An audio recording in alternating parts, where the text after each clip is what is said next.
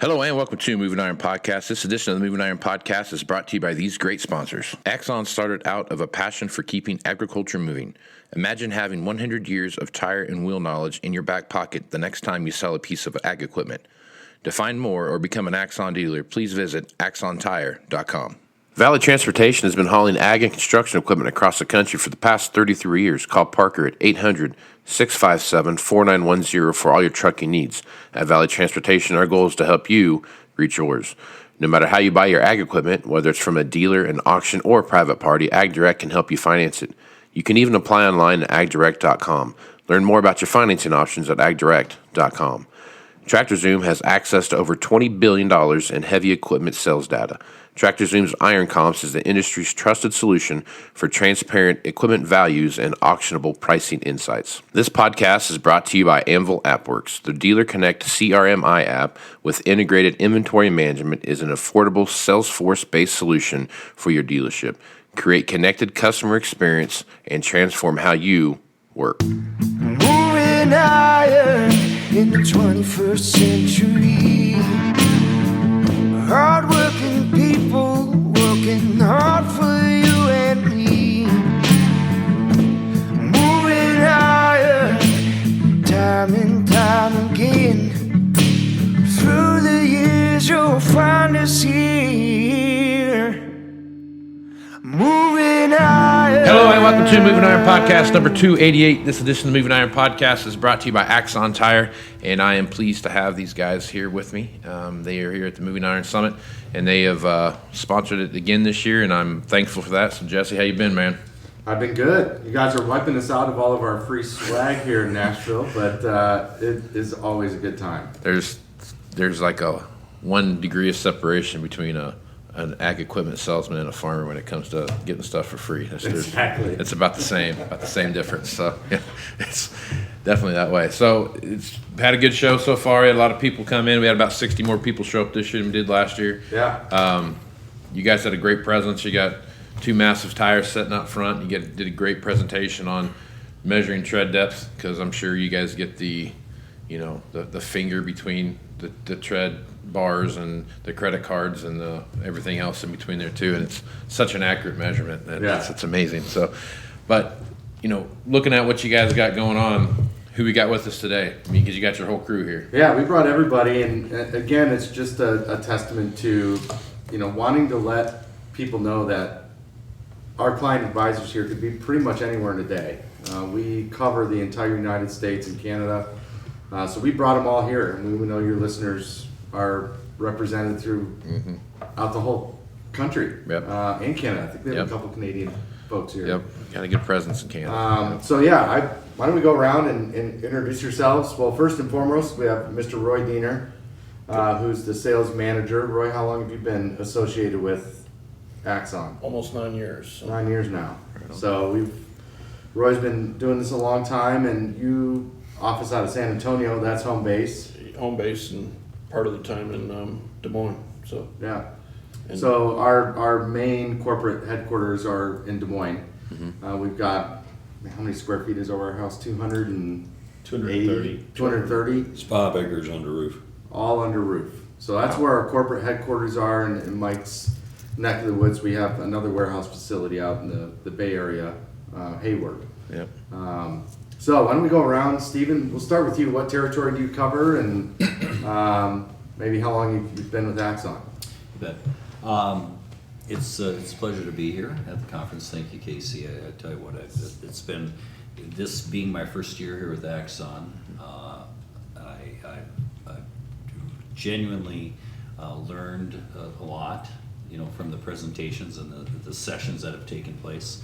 As I live in Minneapolis, and so I cover Minnesota, North Dakota, and the midsection of Canada, from Ontario, which is a Toronto area, from Ontario over to Alberta, so Edmonton. Matter of fact, next week I'll be in Edmonton itself, in that surrounding area, and so this is really reinforced. It's really given me confirmation to Axon and how the role that we're playing in the industry, and the presence that we have, which is getting stronger and stronger and stronger every day.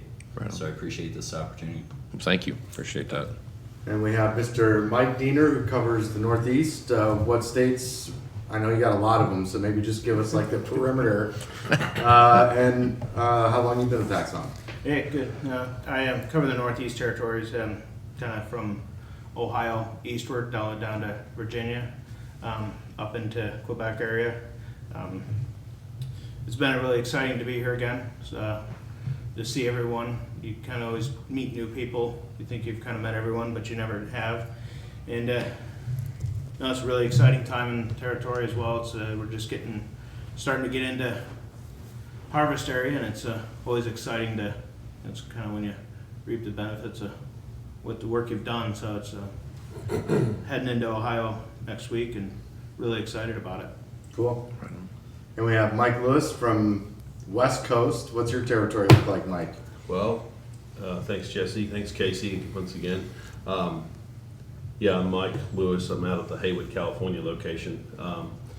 So I cover the west, anything pretty much west of the Rockies, from basically Arizona up to Idaho and across to Alaska and Hawaii, which all these guys are very jealous of me, but still never been there yet.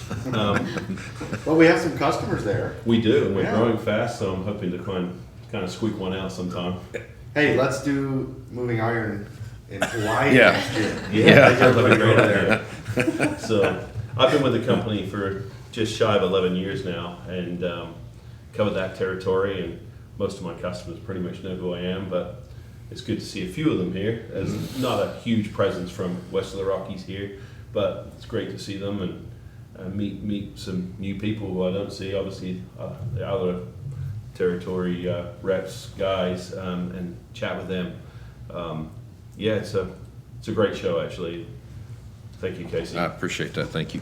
And we have Mr. John Kennedy from the Southern Territory, which Yeah. you'll pick up on pretty quickly. You've been on the show before, haven't you? I think this is my third podcast. Yeah, Third one? yeah, that's your third time. Yep. So, John, what are your states? Texas, Oklahoma, Louisiana, which is home base for me, Arkansas, Mississippi, Alabama, Georgia, South Carolina, and Florida. Okay. So I have 9 states, pretty broad area. And you've been associated with the tire industry for quite some time. Been in the tire business going on 15 years. Okay. Been in the ag part of it, probably 13 of those 15. So, but no, it's great to be a part of the podcast again. Great summit again. Appreciate it. Actually, I was telling Roy earlier, I think we had a lot more camaraderie amongst people. A lot of people knew what to expect this year, so Yeah. got to see some customers I'd never even met before. Oh, right you know, on. you go by the dealerships, and Yep. sometimes you get, most people we deal with are outside salespeople, Sure. so sometimes you catch them, sometimes you don't. But actually, I saw probably 3 guys that I've talked to many times on the phone. Never, I got a chance to put a face with a name this round. Yep. That's always a good feeling, isn't it? It is. Yep. I know a lot of people that I couldn't pick out in the crowd, but I've talked to them a million times on the phone. So it's a very fun feeling when you finally get to meet that person. It really in real is. life, yep. In living color. So Axon's got, a legacy spanning back almost 100 years, and we cross a lot of different parts of the country here. Maybe, Roy, you want to kick us off with some of the things we're seeing? I mean, we've got a lot of variety. When you work with Axon, by the way, you gain access to just about any ag tire brand you might need. But what are some of the things we see moving around the country right now, or that the listeners to this podcast would benefit from at least starting to think about as it relates to products or setups that might help them?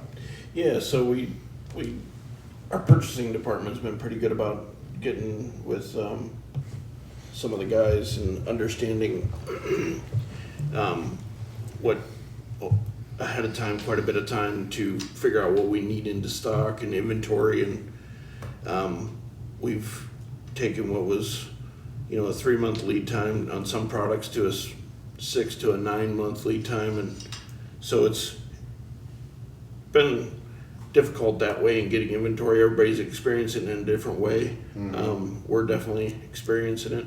but we've been fortunate, like you had mentioned in the beginning, the size warehouse that we have, we've been able to keep stock on a lot of stuff over the time and have had pretty good stock. Not everything, but we've kept a variety. And what we're seeing a lot of guys doing, of course, is replacement tire market's huge. Just trying to keep the machines going until they can get something new or what they ordered in.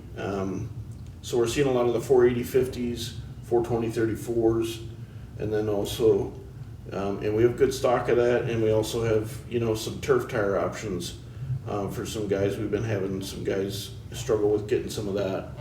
And then, so we got some of that. And then we got some R4 stuff for some smaller hobby tractors available for guys that are struggling to get what they ordered on some machines. So a wide variety of things. But yeah, overall, it's just been, what we're seeing is just having to forecast a lot further out, sometimes a year out, to try to figure out what we need to order so that we have it in time now. The struggle, like I said, is different in every industry, but that is our struggle currently. But that's what it's just a reality now. So. Yeah. Yeah, your struggle's not much different than the struggle I have. Is getting availability and then looking at all the stuff coming through and we have a similar. Our biggest problem we have is waiting on the new one to get here so we can sell that trade and another guy's trade and another guy's trade. And we'll get a new tractor delivered and we'll have 4 sales out of that within 15 seconds. So it's just waiting on the new one to get there. So yeah, this supply chain issues that we're seeing right now are I guess crippling is probably the best way to put it. Yeah, and we see a lot of trades coming back on a few things. So we're there for that too. If anybody's got something they're not wanting on their machine, that's something that Axon offers to kind of fit the machine with maybe not as expensive of an option, but timing matters because anymore certain things go a lot faster than they used to in the past. So talk about your used tire program. Yeah, we offer trade values on if you got a machine that you want a new setup on, a whole different arrangement. We offer trade value on your old tires coming off the machine. Anything, we particularly like to stay above about 60-65% tread or better. Yep. But then it also matters what the wear is like, if you got stubble damage or weather cracking and different things like that. That cuts down on the value, but we try and give a trade value on what's coming off the machine to kind of ease some of that cost, and then we also resell that. So we have used inventory available, but we inspect it too. So that's one thing we really go over the tires and wheels. And you don't catch everything all the time, but you can eliminate things that come back to you sometimes. So, and we do clean it up, make sure it's good to go. And some stuff is, we need to take it in and get it repainted. So we can do that too. We have those services available to us. So. Right on. The used tire side of the business is a big part from a used equipment perspective, because if you can put 75% tires on a tractor that's got 4,000 hours on it, that's a little better fit. Yeah, just get your next 1,000 hours out of that machine. That's right. Yeah. That's exactly right. Yeah, that's a huge dollar saving as well. Oh yeah, absolutely. Huge dollar savings. Yeah, absolutely. And our used inventory's increased phenomenally even in the last little bit. And we were just talking about last week, weren't we, Roy, about like certain items we got just massive inventory on, and we'd love to move some of that stuff, but just when he alluded to the turf situation, it's challenging. Turf tires, nobody is hardly building turf tires right now. Yeah. And John Deere is not even providing turf tires on their Case and New Holland. They're not providing turf tires on their smaller, 75 to 125 horsepower tractors. And guess who's trying to pick that up? And we're getting tons and tons and tons of calls on that stuff. And some of those orders are out till like June, July next year. And it's causing challenges. People say, do you have inventory? And we're like, oh, yeah, we have, we just mentioned a 230,000 square foot warehouse and 5 acres under one roof, packed the rafters, but we still never have what everybody wants. Right, yeah. It's just crazy industry. Yeah, it's crazy times right now, for sure. Yeah. For sure. There's, I guess we have all 50 states here, right? Everyone here, so. Yeah. And a bunch of provinces too. That's true, a bunch of provinces as well. So if you're looking at what's going on. I mean, you guys probably have sales calls, I'm sure, every week or month or however you guys do that. But what's the same issue you guys are seeing across from a customer's perspective? What are the same issues that you guys are seeing that kind of ring true across all your territories? And then what are some of the stuff out there that really stick out as this is a real issue, in the South or in the Northeast or wherever? Supply chain, Yep. getting equipment. Yep. Yeah, that's probably our number one thing, that we get guys coming back and, well, whenever that tractor shows up, you can send those tires, or I just don't know when the tractor's shown up, or it was supposed to show up, or it's a variety of different variances, but it's pretty much the supply chain. Yeah. Is the same across the board on all territories. Yeah. Right now, we're going through harvest there in the southeast, and there's a lot of those guys that bought brand new combines. And those new combines are going to show up in November after harvest. Yep. Yeah, we got some of those too. Yeah, that's a big issue right now, and that's tomorrow. We have a whole panel on what are you doing with additional hours? What are you doing with additional recon? What are you doing with because there's some of the stuff that there were combines that were wheat combines that we were supposed to get March, April, May time frame, and they showed up August, September, October time frame. So it'll be a whole another season of use. And then more wear on tires, just more wear on just hours in general. I mean, you start looking at reconditioning costs on combines. Those things just love A lot of unforeseens. They love parts. So a lot of unforeseen stuff out there that just gonna pop up that no one has any control over. I can't control it. Manufacturers doing the best they can to get it out, and we're doing the best we can to get it out to them. And I'm sure you guys are in the same predicament, man. You got every tire brand under the sun that you guys work with, and they're all telling you the same thing. Like we're working on this, we're working on that, and we're not even some. I mean, how many guys that you work with now, manufacturers you work with, that just flat said we're not going to make that anymore. We've had some of that come up. Yeah. We can't, our production line. We got to focus on the stuff that we can fix right now. Or even some manufacturers saying this tire is built in Europe, Right. and we're just not bringing it to the US right now. Right. And that came over on a chopper or a Right. specific piece of equipment, so we might even have to provide a whole wheel tire package to put it into Right. a North American style tire. Yeah, it's Yeah, crazy. what I'm hearing a lot of, this is Steve here, what I'm hearing a lot in my area and maybe other parts of the country as well, uncertainty. Right. So uncertainty in terms of course, the equipment arriving in a timely fashion or Sure. in a predictable fashion. Yeah. That, of course, creates a domino effect in terms of uncertainty, unfortunately, in staffing. So the dealerships and the locations are faced with some difficult decisions in Right. terms of maintaining their staff and whether it's sales or service, and keeping keeping everybody up to spirit. Sure. Yeah. So that uncertainty, unfortunately, creeps in many levels, and the good thing is we're resilient, probably the most resilient of any industry, I think. I Yeah. truly believe in the country. So we're able to overcome that and maintain that, but that tends to be very very prevalent. Yep. Yeah. What are some of the issues you guys are seeing that are unique to your area? Do you have anything? Yeah, I do. If I could just speak for my area, Go west ahead. of the Rockies. So we obviously see things like water as a huge Oh, yeah. issue in west of the Rockies. Yeah. And just take Northern California, where they normally plant 525,000 acres of rice every year. It's going to be lucky if it hits 200,000 this year, just Yeah. because of the sheer lack of water. You've Right. got guys that just said, I had planned to plant 2,000 acres, I got water for 50. So I said, no, not planting anything. And I've Right. talked to many dealers who are, so that has a knock-on effect. They were going to buy a new rice combine. Well, Yeah. it didn't happen. They didn't Right. need it. They were going to park it. And then you've got water is a big issue, obviously. Then you've got fertilizer costs have gone Sure. through the roof. Sure. You've got equipment costs have gone up significantly.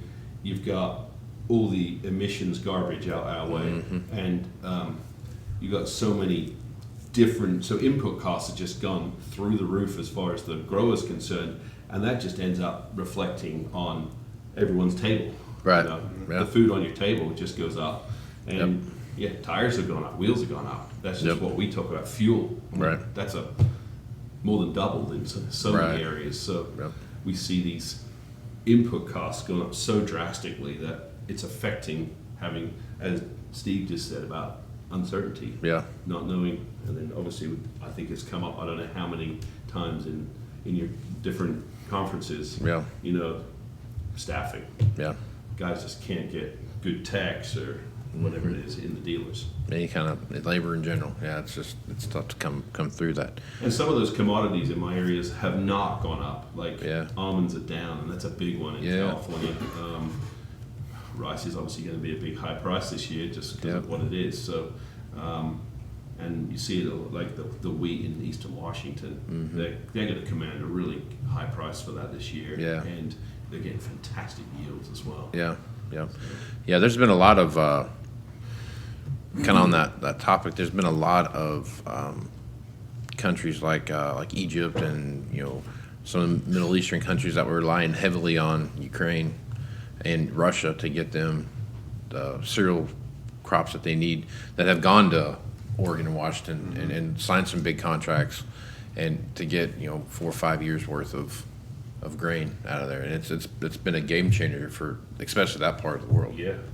No, that Columbia River is just Yeah. filling up with barges, Yeah. just bringing the wheat down out Yep. from eastern Washington Yeah, it's and been a- Idaho. It's good And to see it. it's not that they didn't export a lot of that anyway, but there's just a bigger demand for it right now, and you can see it in the wheat price that you see out there. You see the board price, and you see what they're actually selling it for. In a lot of cases, it's I've talked to some folks, they were $1.50 above the board. So I mean, if they're posting $7 or $8 on the board, it's now And then $8.50, the knock-on $9. effect from that is that you get the dealers saying, Sure. well, these guys are going to have to spend the money at the end of the year because Right. they're making profit. They're Right. going to want to spend the money. I got to have equipment to sell, Sure. and they Yeah. don't have equipment, and then Yeah. so it just has this domino effect. Yep. This is something I've been thinking about. I'd love to have your guys' kind of take on it. I look at what's going on, how we getting the equipment thing that we've got going on, and we're like in a peak selling cycle right now. Everyone's got some cash in their pocket, but we just don't have anything to sell to them, right? Nice air quotes here. As things kind of come together and the supply and demand curve start to meet up with each other, I have this feeling that we're just not going to have that opportunity that we saw back in like 10, 11, or 12, where we had high on-farm income and on the opportunity to go out and target those customers and do those things. I just don't think we're going to have that same opportunity in this situation that we see right now. I'd love to have your guys' thoughts on that. Well, To the same effect, anyway. Not that we're not going to be profitable and make money, those kind of things, but not to the same effect that we saw back then. the money's gonna be there, but the input cost is gonna go Exactly. up. Yep. Between seed, chemical, fuel, yeah, that's an unknown. Yep. Where the fuel will be. Just the price of machinery. Yeah. I was talking to a guy there in Louisiana. Combine, a year and a half ago, was $125,000 cheaper. So just the input cost, the money's gonna be there. I think they're gonna be getting good money for the crop, Yep. but just overhead's gonna gobble it all up. Yep. And that volatility is gonna, Yep. I think, cause them to hold back on maybe some spending, even if they could. Right. Yeah. Because there's so many unknowns Yeah. on what's gonna happen. And that's, I mean, even though the price is elevated from what we would normally see, it still because it has to be there, Yeah. Well, it has I mean- to correct. right? And if you want me to go plant a corn crop, you better make it to where I can at least break even if I'm going to go do it. In case we all know that the overhead, the expense is outpacing the commodity market. Yeah. Either something's going to have to correct. Yep. Either the operating costs are going to have to come down, or they're going to just have to get more money for their product. Yep. And we all know what's going to happen when grain goes up Yeah. and when cotton goes up. Yeah. everything else from our clothing to our food Right. is going to go up. And here it is, we're already in a recession, so Yep. Yep. it's not looking pretty. No, it's going to be an interesting time because I think the inflationary issues that we see happening. I mean, we had a few speakers talk about the varying effects that inflation is going to have and high interest rates and those kind of things, or higher interest rates. But one of my arguments I make on the interest rate phase is, in 1980s we had incredibly high interest rates and it was a horrible time. 1980, you could have a whole farm worth of equipment, support equipment, and everything else for $1 million. Mm-hmm. Today, your tractor and planter's $1 million. So I mean, it's just the scale that we're looking at now. If you're paying 6.5% on 12 or 15 million bucks, or $5 million bucks, or $3 million bucks, that's still fair. That's a lot of interest that you're paying. And that's a big thing. I think it gets overlooked a little bit in this situation. There's a lot of capital out there right now that's there, and I think that the more that we have, as this keeps progressing on, that capital is going to slowly just get chipped away and chipped away and chipped away. And 23 and 24 prices, like you said, there might be a high price for corn and soybeans and those kind of things, but the inputs that go along with it normalize out that on-farm income just about as fast as anything else does. So it's going to be a true. This is probably one of the more.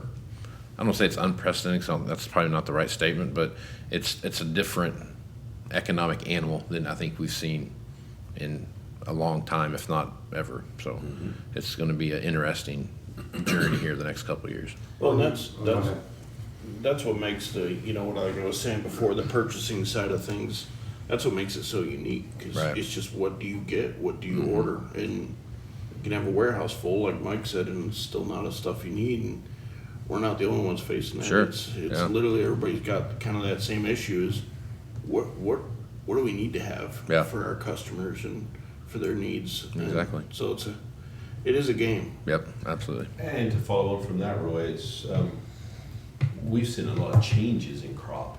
Yeah. Guys are putting in 125,000 acres of almond trees in California for years and years and years. It's been growing and growing and growing, that industry. All of a sudden, the price has kind of leveled out. Sure. Not so much exports going on. It's more complicated to get it exported to Asia and that kind of thing, with all the container situations, and a lot of almonds sitting on the porch right now that some of them are rotting, so the price is going down. And so guys are tearing those trees out, and they might have had them in the ground for 15, 20 years. Well, Right. guess what they're putting in the ground? Alfalfa. Yeah. I mean, we're getting somewhere between 6 and 10 cuttings, depending where you are Right. in the West, and you're getting $375 a ton for it right now. So, and there's even guys tearing out lettuce fields to put alfalfa in, because the price of salads have gone down so drastically. Well, let's plant alfalfa. Well, Right. what's going to happen? All of a sudden we're going to have a switch again, and no one's got any salad, and they want to increase the Right. price on that. So is it going to switch again? And Yeah. berries have done the same thing. They've kind of been down a bit and they've gone up, and milk's making good money right now, but then it's going to take another dive again. And Yep. so what's everybody going to do? Right. And you have a tire package specifically set up for Sure. a certain industry, and then boom, that one kind of dies a bit, and another one jumps in, and you're like switching gears rapidly. Right. That's one thing that you sometimes you got to bang your head against the wall. Being in California, I mean, Iowa, Illinois, India, anywhere else, it's corn and soybeans and cows, really, and pigs. That's what you're doing, right? California, you're doing quinoa over here and blackberries and raspberries. 400 and, crops. I mean, grown just you commercially. name it. 400. You And then start- Oregon's like over 300. Washington's over 200. Yeah. Not all different, but I mean, we're talking somewhere between 500 and 600 crops grown commercially in those three states. And they're changing them all the time. Yeah. You know what I mean? Like the almond tree thing. It takes 3 years to get an almond tree to produce. And they rip those things out after they've had them 20 there. to 25 years. Yeah, and they just rip them out, and then they plant them back again, and they do whatever, and then, but they might go to alfalfa like you're talking about. That's Well, a I've total even seen different guys deal. plant 22-foot rows Yeah. with almond trees and alfalfa down the middle. Really? Yeah. absolutely crazy. Well, that but, makes sense, I You guess, get a yeah. few years like that because Yeah. those trees are just growing a little bit each year, Right. until they get to the 3 or 4 years and start getting the canopy over the Sure, top. yeah. And they're like, okay, we're done. And we saw that out in the valley. Yeah, we when did. they came Yeah. out our way. Yeah. It's kind of interesting to see that. Yeah. But, you got 22-foot row and maybe 14 feet in the middle of that is Yep.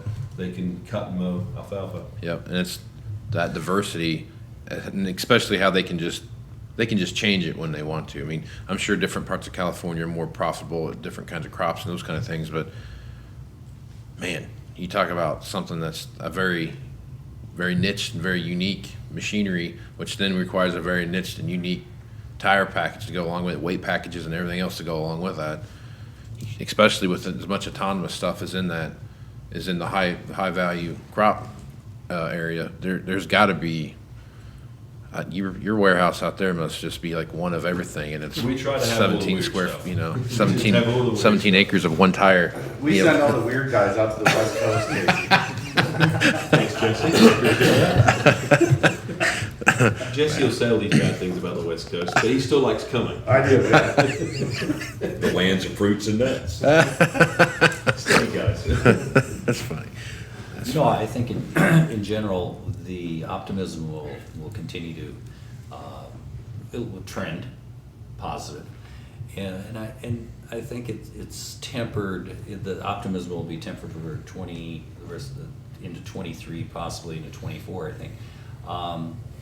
From both a dealer standpoint, manufacturing standpoint, dealer standpoint, and also then, of course, the grower. So I think across the board, there's no one sector or no one phase that is, I think everybody's in unison. I think Yeah. everybody shares that same tempered we're optimistic, Right. okay? But we don't want to be over optimistic and to a point where we can't fulfill, Sure. those goals. Sure. Second, like you mentioned, that what this will do is it'll give a pause for, in my opinion, give a pause for growers to look at technologies. You'd mentioned autonomous, for instance, last week at the Farm Progress Show Yep. in Iowa. They've made quite an impact. Sure. As far as showing there the autonomous. Yeah, that spreader. Including drone. Yep. The drone technology. Yep. With spring. Yep. Yeah, the technology side of it too is ever changing, especially when you start looking at size and speed of machines now, and what you see there. I mean, that's a whole nother spectrum of itself. I mean, we have 1,600 gallon sprayers that can go almost 40 miles an hour. loaded up with. I mean, I don't know who wants to drive something that fast with 1,600 gallons in the back of it, and Of course, they never drive on the road full, right? never, never, Never. never. Maybe we should start selling wheel packages for drones. It's crazy. Test it out west first. Yeah. Yeah. Yeah, there's a few Yeah. crazy things. Yeah. Yeah. John, you're doing, I've seen some cool combine setups that you're seeing down in the south. Talk a little bit about that flow package you've been putting on combines. They're in my region, mainly south central. I don't think southeast has really seen anything major, but we've had our share of trials down our way. We had a very dry, very hot summer growing season. Probably haven't had a summer this hot in probably 8 years. Yeah. And when you have consistent 98 to 103 degree days and 80 degree nights, it really hardly ever gets below 80 degrees at night. That really takes a toll on the crop. Sure. That crop has to Really have does. time Yep. to rest. And everyone coming into harvest knew that they were going to see some yield decreases, Sure. and everyone did. We saw about a 10 to 15% yield drop, strictly because of the heat. You can pour as much water you want to a plant, but Yeah. the heat definitely is going to take its toll after a while.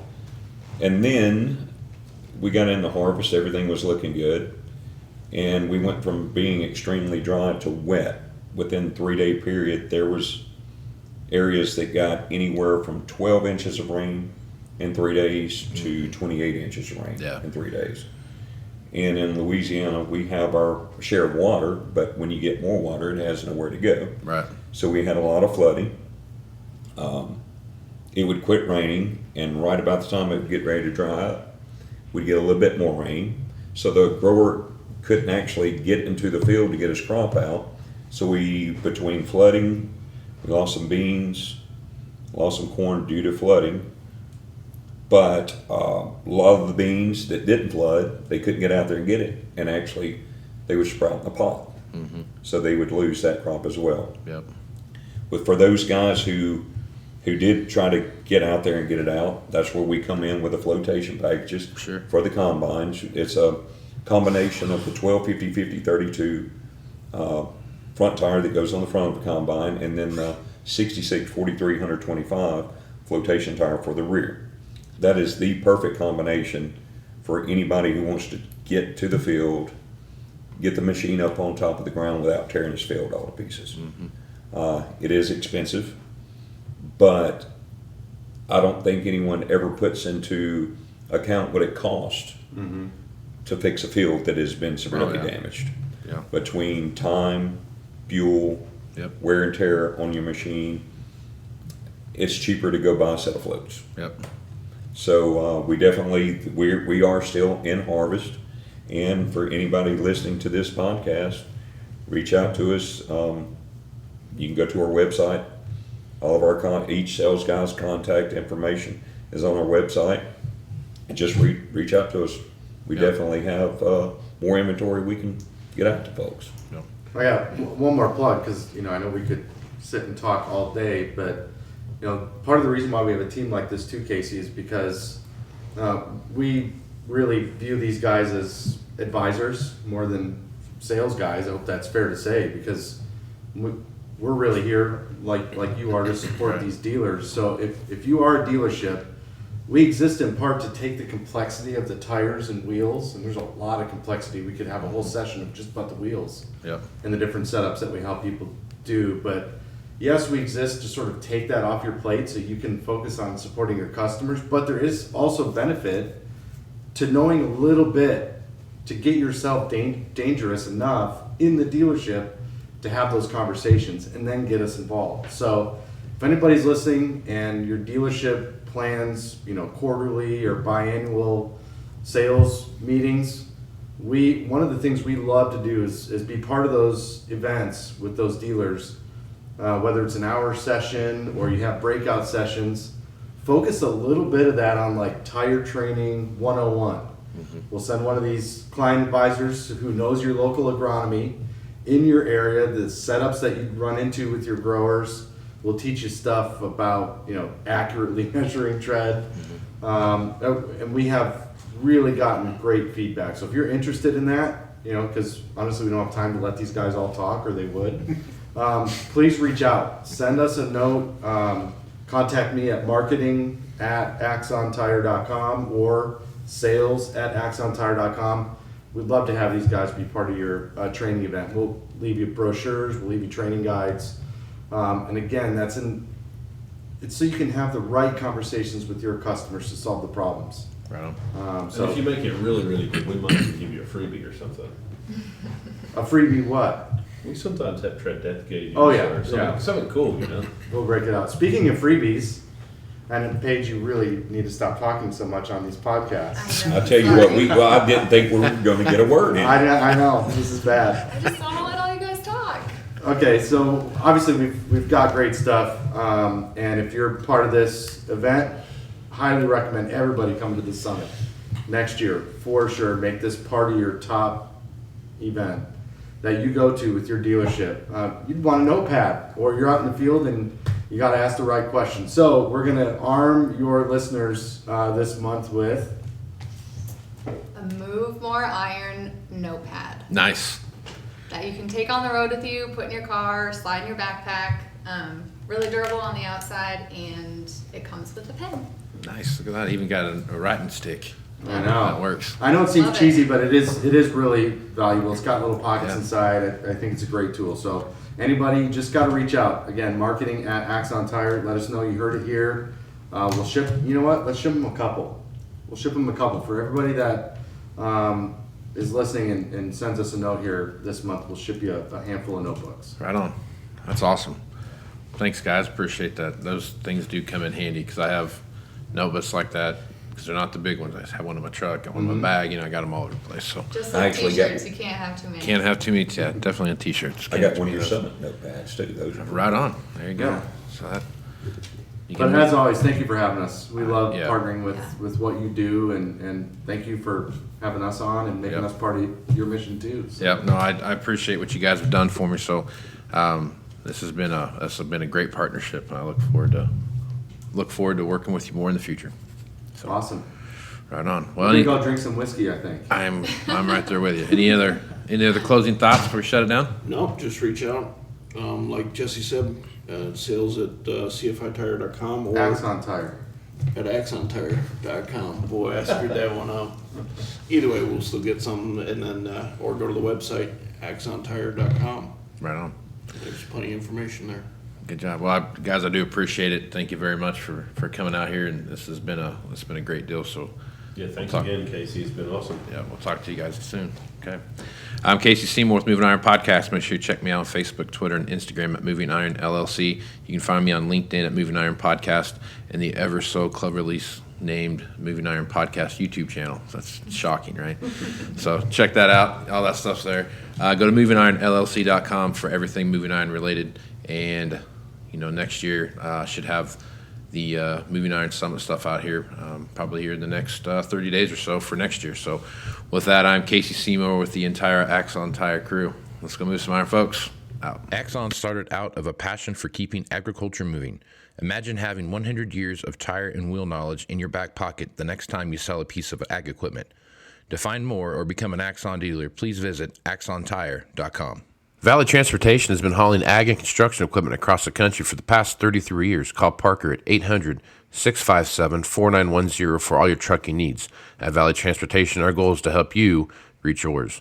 No matter how you buy your ag equipment, whether it's from a dealer, an auction, or a private party, AgDirect can help you finance it. You can even apply online at agdirect.com. Learn more about your financing options at agdirect.com. TractorZoom has access to over $20 billion in heavy equipment sales data. TractorZoom's Iron Comps is the industry's trusted solution for transparent equipment values and auctionable pricing insights. This podcast is brought to you by Anvil AppWorks. The Dealer Connect CRMI app with integrated inventory management is an affordable Salesforce-based solution for your dealership. Create connected customer experience and transform how you work. Moving iron in the 21st century. Hard